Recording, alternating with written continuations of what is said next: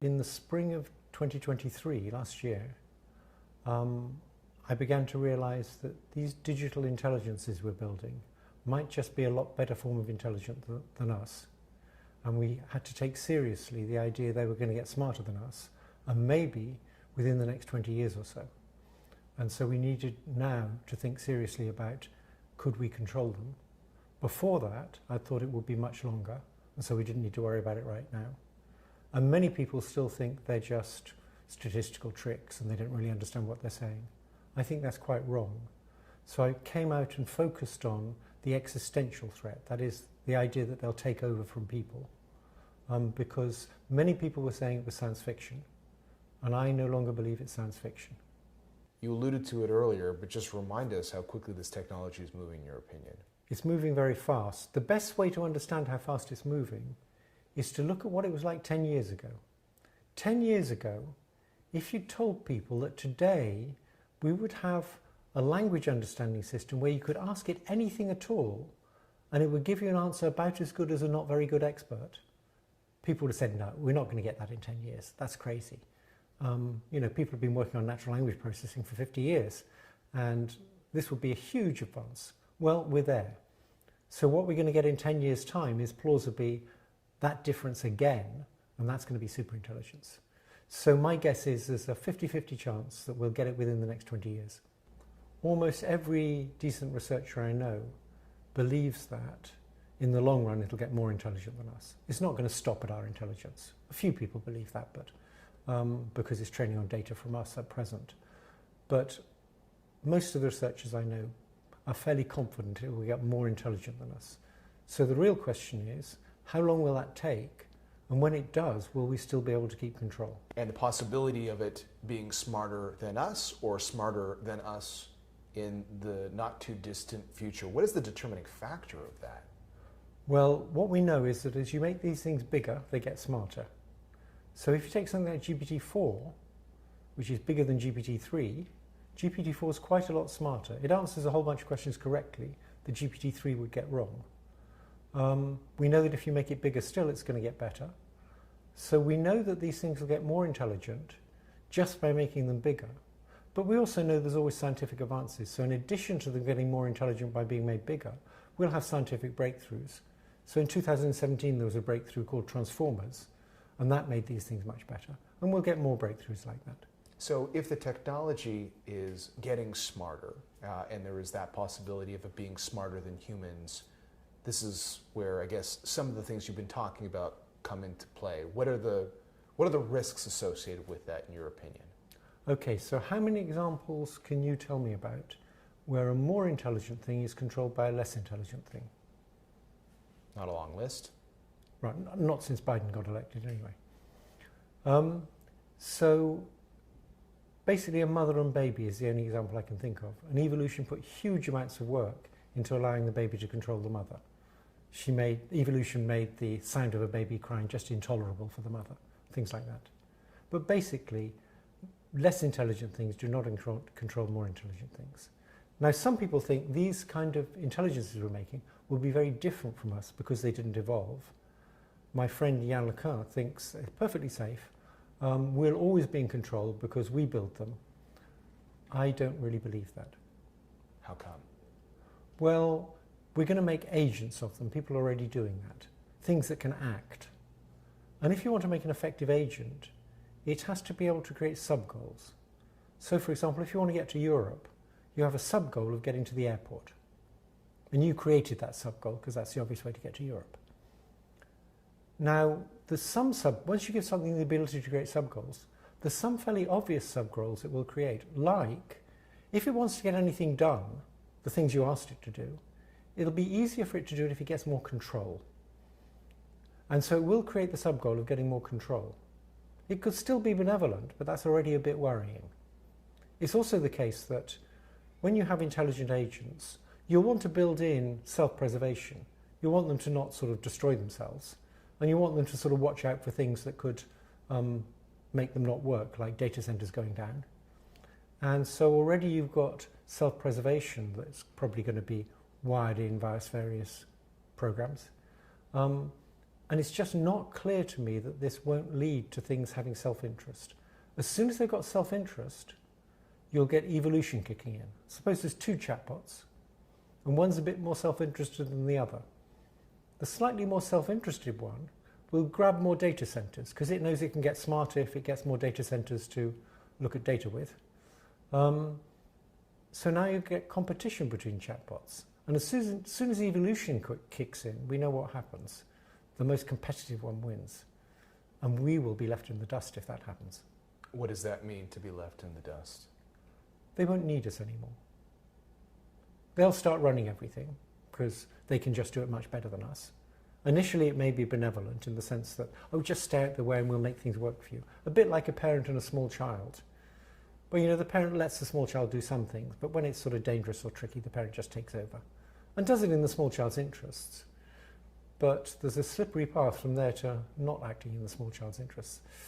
What does that look like in terms of our own role in the society that we help to create? Nobody really knows. We've never confronted this before. We've never had to deal with things more intelligent than us. And so people should be very uncertain about what it's going to look like. And it would seem very wise to do lots of empirical experiments when it's slightly less smart than us, so we still have a chance of staying in control.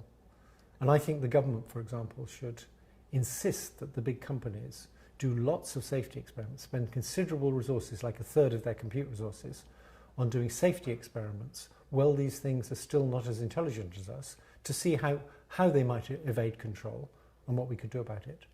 And I think that's a lot of the debate at OpenAI. The people interested in safety, like Ilya Sutskever, wanted significant resources to be spent on safety. People interested in profits, like Sam Altman, didn't want to spend too many resources on that.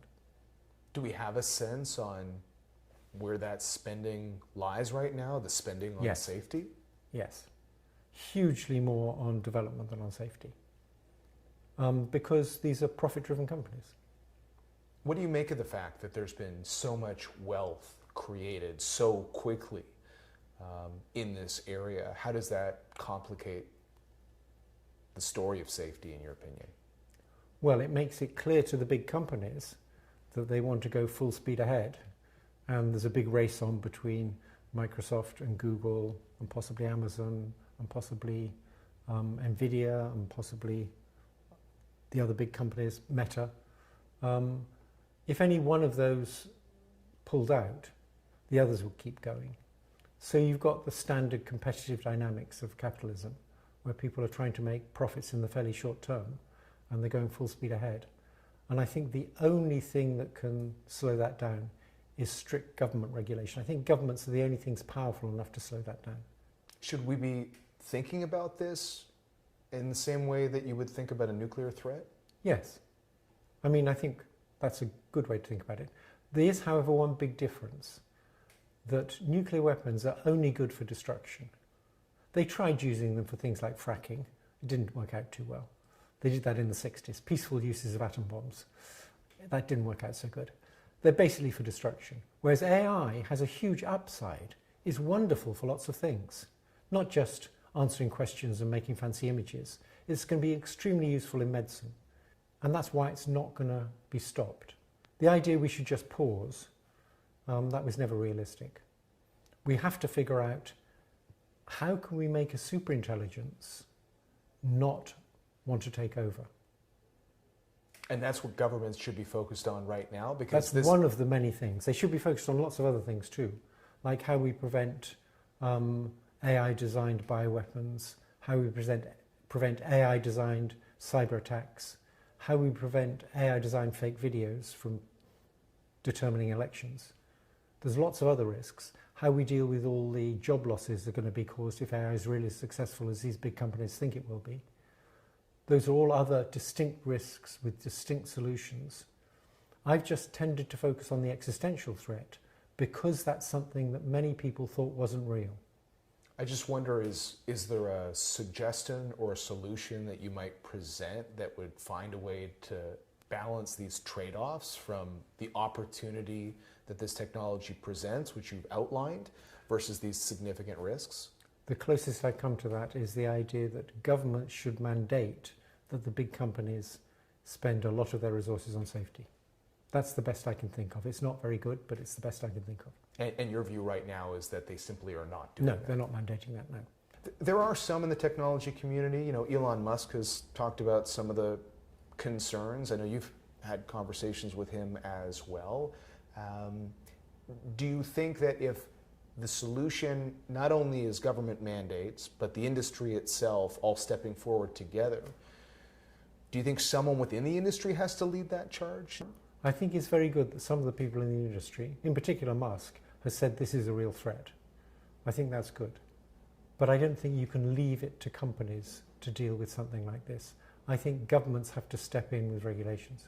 When you talk about the need for companies to be allocating a much larger amount of resources towards ensuring that we are properly protected, what kind of money are we talking about here? Well, with all of these AI models, doing research on them is expensive because you need a huge amount of compute.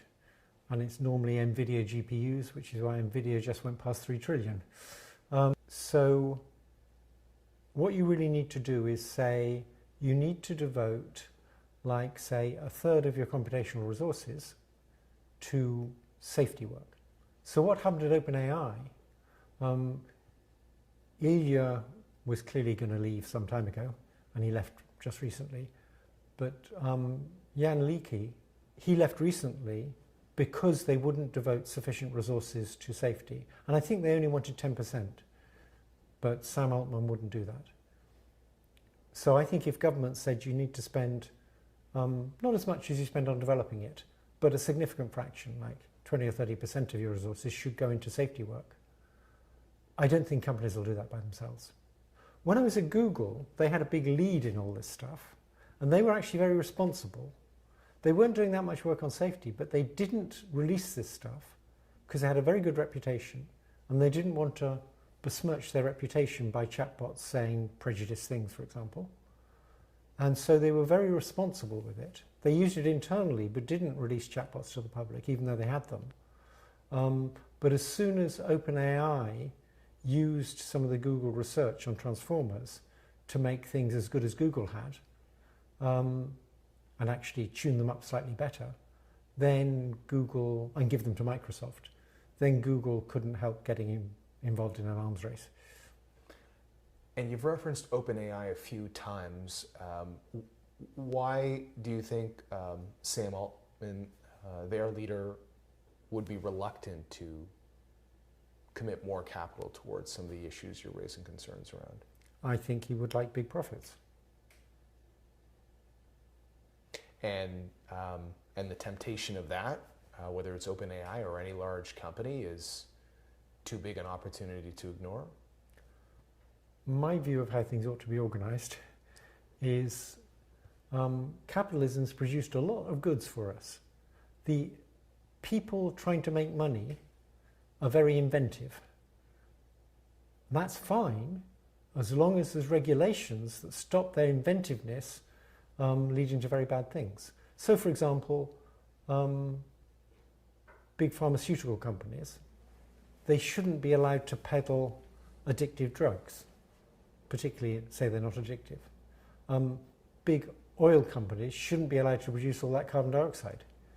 We need government regulation to make sure that in developing new stuff to make profits, we don't also develop harmful things. Are you, at the end of the day, as concerned as you are, optimistic that we can find a way forward that is a good one for humanity? I'm kind of 50-50 on that. I have friends who think we're more likely than not we'll find a way forward because people are very ingenious, but superintelligence is very ingenious too. So because there's other people who think 50-50 will be exaggerating it, I think it's maybe less than 50-50. I think we've got a better than even chance of surviving this, but it's not like there's only a 1% chance of it taking over. It's much bigger than that.